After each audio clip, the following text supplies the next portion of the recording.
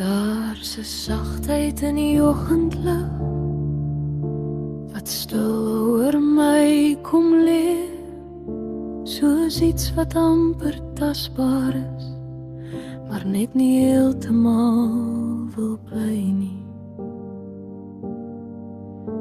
Ek vou die kleinste drome weg in hoeke van my hart, skryf jou naam wat niemand ken in woorde sonder klank.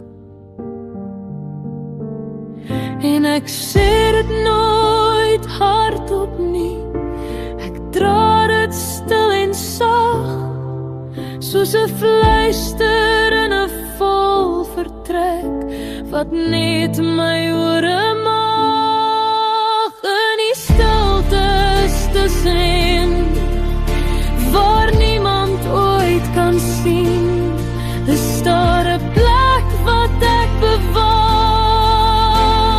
net vir jou alleen, in die wag wat sonder tyd is, waar hoop so dun kan breek.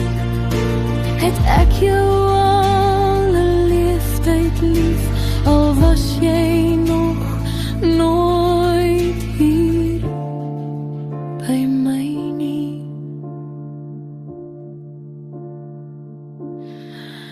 Ek staan soms by 'n leë kamer met sonlig op die vloer en wonder hoe jou lag sou klink as dit hier kon weer klink ooit.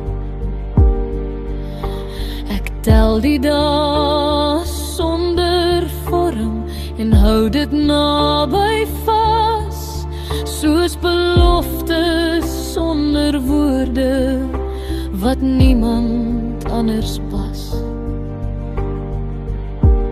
Miskien is jy in môre weggebeer in 'n tyd wat nog moet kom. Miskien groei jy in 'n stille gebed waar my hart al lankal droom. In die stiltes tussenin, waar my asem sag verdwyn, leef 'n liefde sonder lief, maar dit voel so werklik myne. En as jy eendag by my kom, sal jy dalk nooit verstaan hoe ek jou eers moes lief hê, voordat jy kon bestaan.